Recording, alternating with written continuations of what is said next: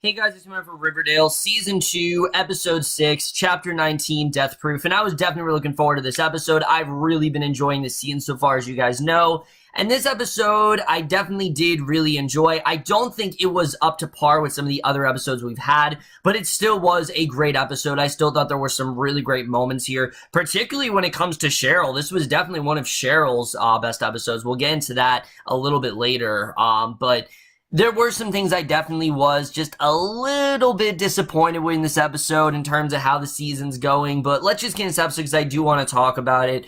So, we start off, and it's interesting because the last episode, it seemed like we were starting to deviate away from Jughead's narratives. Like, that was going to be something that really wasn't a part of the season anymore because he was so out of the loop of what's going on in Riverdale. However, this episode brings it back because he talks about how everyone in Riverdale wears a mask, and Tony walks in from the next room and offers breakfast, and Betty then runs down the street to the 5 Seasons. She opens the door to find Nick alive but bruised, and I was surprised that Nick was still on this episode. I thought he was going to be like a one-and-done type character, but no, he still has a lot to do here. He threatens to press charges on Veronica, but is interrupted by Keller knocking on the door, and he takes Nick in for questioning. He does not trust him at all whatsoever, and he asks Betty what she's doing and then tells her to go home. So she gets a call from the Black Hood, and he says that he didn't kill Nick because he isn't from Riverdale, which is interesting. The fact that,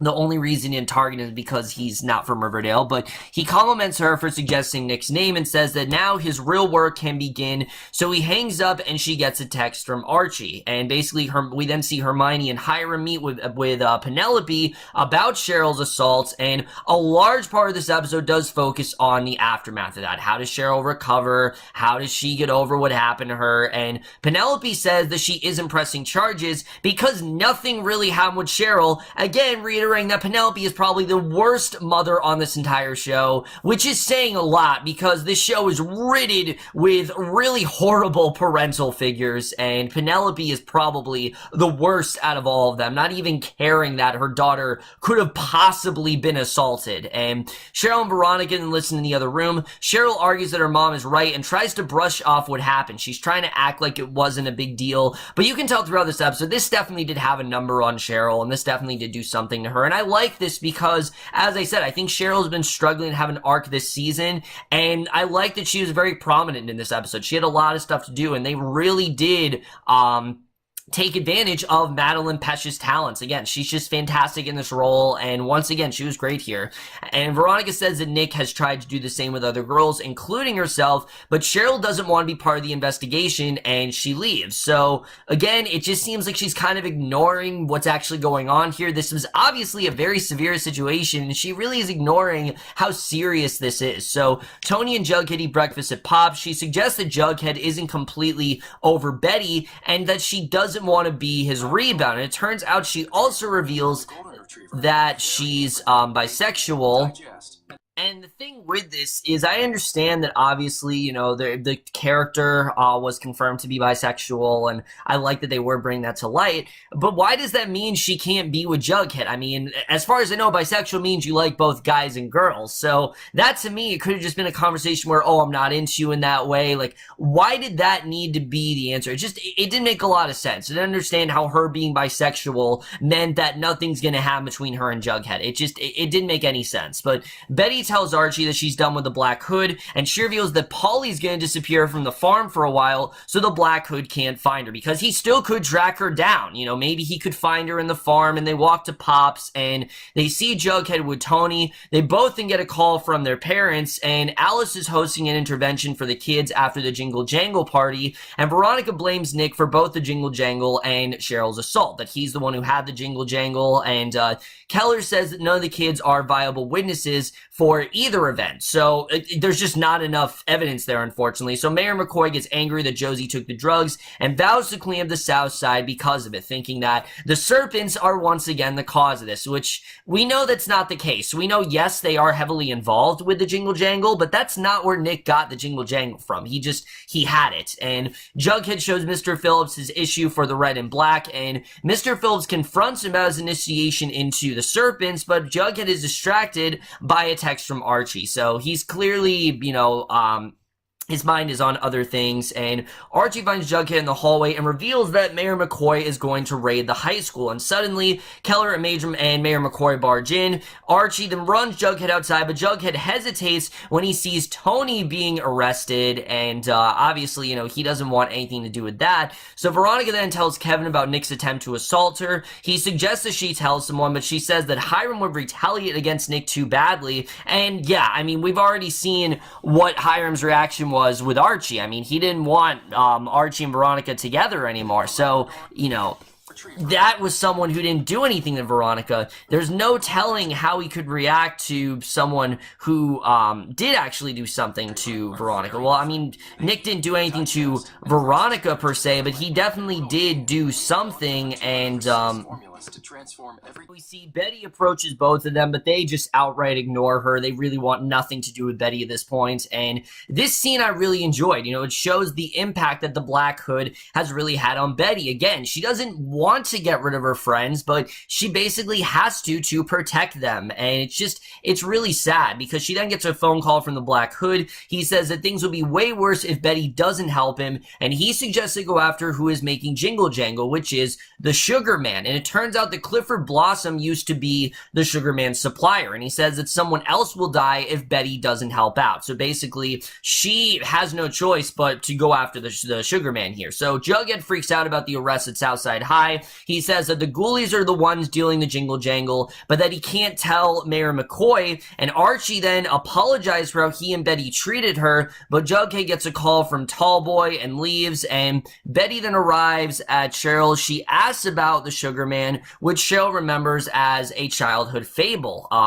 We don't know much about what this really was, but knowing that Clifford Blossom, was heavily involved with this, he probably told this to Cheryl, and Betty asked about the Sugar Man being connected to Clifford's drug business, but Cheryl again just brushes her off. So Archie then laments to Fred about the community service Mayor McCoy is making him do, and Fred asks about Jughead's ties to the Jingle Jangle. He really is not trusting Jughead this moment, which is understandable, because again, Jughead's involved with the Serpents, so therefore, he's kind of not on the best terms, on the best side right now. So Archie makes it clear that nothing is happening with Jughead, that he really has nothing to do with this, and that's absolutely true. We've seen that though Jughead's involved with the Serpents, he is not nearly as shady as most of them are. So Jughead arrives in the lair with Tallboy and the Ghoulies, and Tallboy reveals that the Serpents and Ghoulies are going to go to war with the North Side, and I like the way they're setting this up. I think this is something that, we're gonna end up seeing more of in the coming weeks, but I really like the way they're setting this up here. So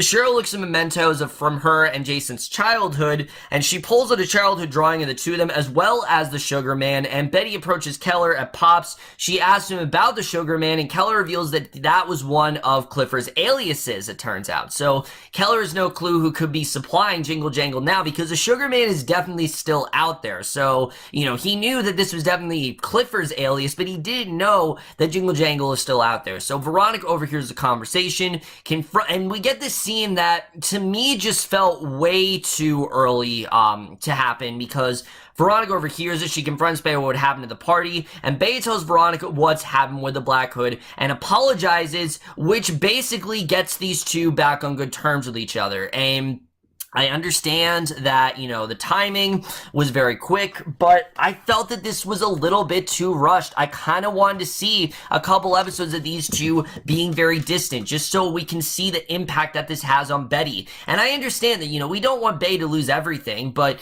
I wanted to see this for her. I wanted to see what the Black Hood has really done. I wanted to see her be stripped of everything and see what Betty really has left over and what she can really do at that point. So, I was a little bit surprised that they got these two back as friends very quickly, but I understand, I will admit they're one of the best parts of the show, and if you don't have Betty and Veronica together, the show isn't nearly as good. I definitely will say that, but I kind of wanted to see that. It was something different for the show, and I do think this was a little bit too rushed, but she talks about the Sugarman case and asks for Veronica's help, so she accepts, and Jughead then tells Archie about the Ghoulies and Serpents take over, and Archie has an idea, so they decide decide to finally visit FP in jail, who we haven't seen for like 3 episodes now, but he tells Archie and Jughead about how to defeat the ghoulies, and he says that the fight needs to be more mental than physical. He suggests they organize a drag race against the ghoulies with the catch that whoever wins can actually control the South Side, and it seems like they're on board with that. It seems like that's a really good idea, and that is one of the bigger plot points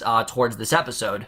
So Cheryl then confronts Penelope about the Sugar Man, and Penelope says she doesn't really know what she's talking about, and that there really is no way to check Clifford's records, seeing as they were either seized by the police or destroyed. So again, she's just really shutting her down, and Cheryl, you can tell while she's saying she's not interested, she does in fact want answers, and this becomes a lot more urgent throughout the episode, but we'll get into that in a little bit. But the kids then pack up trash at Pickens Park. Veronica asks Reggie for his Jingle Jangle contact, which he provides, and Archie suggests that Betty talk to Jughead. And this I didn't understand. Like, after what the Black Hood has done, the Black Hood said, you gotta cut ties with Jughead, you gotta cut ties with these people. Why would it be a smart move to start talking to Jughead if the Black Hood wants you to cut ties with him? I mean, Jughead could be someone the Black Hood could come after. If you don't follow through, Jughead could be killed. And, I don't understand why Betty is, kind of, you gotta be obedient towards the Black Hood. I understand that Betty, she's doing things on her own terms. I totally get that. But I just feel like with the Black Hood, you gotta be somewhat obedient, and I just didn't really understand why she all of a sudden is now talking to Jughead, which we'll get into that in a little bit. But Veronica buys Jingle Jangle from Reggie's dealer, Vern. She asks him about the Sugar Man, but he runs off, and Betty then follows him to his next location, and Jughead then challenges the ghoulies to a race. They're interrupted by Vern, with Veronica and Betty in tow. The core four are confused as to why they're there, and the head ghoulie tells him to leave unless Jughead has more to offer. So he offers the Serpent's Hangout. He reluctantly offers the trailer park as well. You can tell he doesn't want to do that, but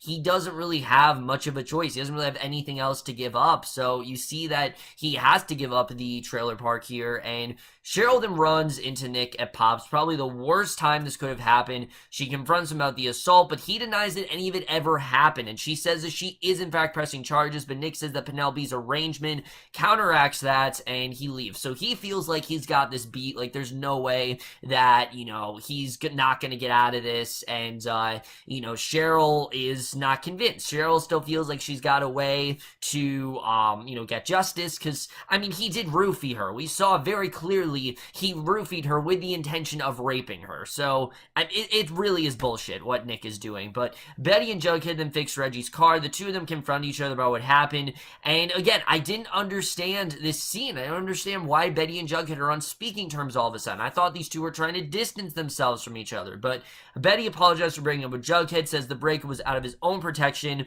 She says she'll tell him everything after the race, and again, if this was like 2 episodes later, I would have been fine, but even, 3 episodes later, I would have been fine, but this is literally 1 episode later, and these two just broke up, and already they're starting to talk, and I just don't buy it. I really don't. I don't buy the fact that Betty would talk to Jughead because the Black Hood was very firm in telling her, you gotta cut ties with him. So I don't understand why she's talking to Jughead. It just doesn't really make a ton of sense, but we then get this incredible scene with Cheryl where Madelaine Petsch absolutely killed it in this scene. She confronts Penelope about the hush money she took from the St. Clairs, and you see the urgency in her. She's begging and pleading to tell her the truth about the Sugarman, but Penelope still refuses. It gets to the point where she's breaking down. She really wants these answers. She wants to know what happened here. Why did this all go down? And this is a much more personal reason for her. Again, Nick is denying everything. Her mother is doing nothing. Cheryl, this is really her only way to get justice and to get those answers. And this is her only way of really having some sort of case and really having a convincing way to sue Nick. And you see she really does want that. And like I said, I think this was just a very strong scene for Cheryl. Easily one of my favorite scenes from her.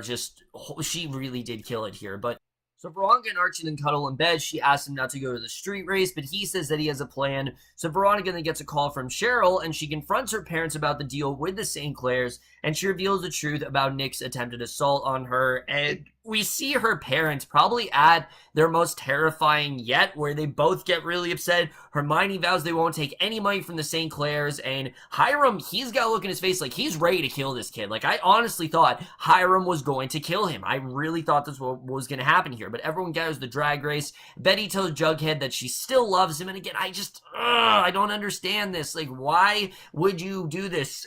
You're supposed to be distant from him. You're not supposed to associate with him. I didn't get this. It just felt really out of character for Betty. Betty is not this dumb. I don't understand why she did this, but the drag race begins. Jughead attempts to do a risky stunt over the bridge, but Archie stops the car. They hear sirens in the distance and find Keller arresting the ghoulies, and everyone then scatters from the drag race. Tallboy accused Jughead of calling the cops, but Archie reveals that he called Keller, and Jughead argues that he actually made the situation much worse by getting the serpents involved. You know, he just made things a lot worse than they already were. So Betty gets a call from the Black Hood. She reveals that she already notified the sheriff's office and exposed his identity in the blue and gold. And she argues that basically,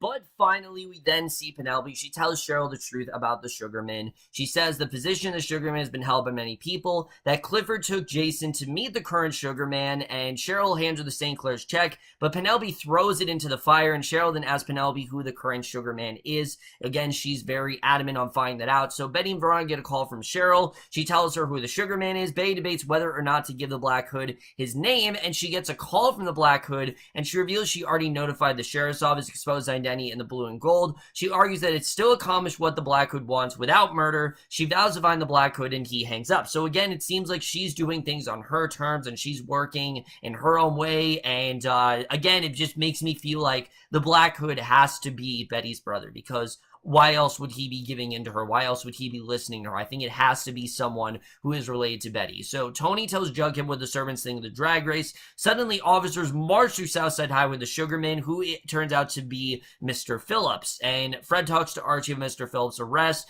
Archie tells Fred about the fight he and Jughead had, and Fred pops some pills and says that everything will be okay, and Hermione then answers the phone. She tells the family the St. Clair's had a car accident. It will take several months for him to recover. And I like this. You know, it's kind of Nick's comeuppance in that way. Like, this is his way where, yeah, something bad did happen to him, and I did like seeing that. So Jughead blogs about what happened to Mr. Phillips. Mr. Phillips then visited in jail by the Black Hood, who shoots him. He shot through his cell. So the Black Hood did, in fact, get what he wanted out of him. And that is the way this episode ends.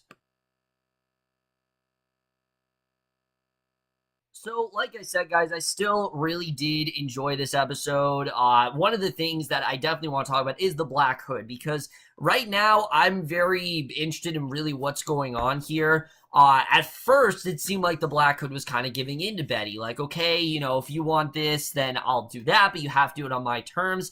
And it's clear that whoever the Black Hood is, he wanted the Sugarman dead. You know, he wanted to end all this, and now it's leading me to think that that has to be Hal. Why wouldn't Hal be the Black Hood? I mean, you know, Hal's just not going to just give in to his daughter. He's going to do things if he wants it done. Betty's brother, on the other hand, I think would be a little bit more, you know, manipulated by his sister. So I think maybe it could possibly be Hal. I think it makes sense if it's Hal. You know, they have that connection. We know that Hal wants the Sugarman dead. So yeah, I think very well this could be Hal. He could very well be the Black Hood, and I'm looking forward to seeing really where that's gonna go. You know, with what's really gonna happen there. Like I said, my biggest problem with Betty in this episode, though, is that I just felt a lot of the stuff with her was a little too rushed, because it seemed like in the last episode, you know, she lost Veronica, she lost Jughead, and the fact that both of those people she already has back, maybe she's not back together with Jughead, but she's just as close with Veronica. It just felt a little too rushed to me, and it didn't really feel like they fleshed that out nearly as much as they should, and I think they could have done a lot more with that plot line. I really liked that plot line of these two being very distant, and her kind of losing everything, that mattered to her, and everything that she ever cared about was just stripped away. I was interested in seeing really what was going to happen to Betty there, but no, I think they didn't take as long enough as they should have with that, and again, it definitely did hurt the show a little bit. I am liking where Jughead is going, where Jughead, we can tell that he really didn't want this drag race to happen, and, he's trying to, while he's with the servants, he's trying to not be as, influenced by them, and he's doing what he can to steer away from the serpents, and I do like where that's going. I'm just hoping that Jughead doesn't leave the serpents by the mid-season finale, because I feel like then he's just gonna be struggling for a plot, and I'm hoping that really doesn't happen there. So I'm interested in seeing really what's gonna happen there. I'm thinking he's gonna get FP out of jail, but we'll have to see the way that really does turn out. And then Cheryl, like I said, this was a very, very strong episode for Cheryl. The fact that she really wanted justice, but no one was really giving her answers. And the fact that something in the end did happen to Nick, where, he was in fact in a car accident. We don't know if he's dead or not, but either way, I'll take that as that was kind of his, karma in a way, and we definitely did see that here. And Madelaine Petsch just killed it in this episode. I mean, she really did show why she's probably one of the strongest actresses on the show. She really did an incredible job here, and I really love what she had to offer in this episode. She definitely did a really great job here. Archie, I don't know what Archie's doing. I mean, he's telling Betty to get back with Jughead, which I understand he wants the two back together, but I mean, it's because of the Black Hood, it's not safe for those two to get back together. It just, I don't understand what Archie's doing here. I understand the character doesn't make the best decisions, but it just seems like, he's not really thinking about this very clearly, so we'll have to see really where that goes. Overall, guys, I did really enjoy this episode. I don't think it was as strong as some of the other ones that we've had, but I still thought it was a very strong episode. I am going to give Riverdale Season 2, Episode 6, Chapter 19, Death Proof, a B+. So over, guys, for this episode of Riverdale. Let me know what you guys thought of this episode overall. Love your thoughts in it. We'll see you guys in my next video, and I will see you guys for that. Okay, bye.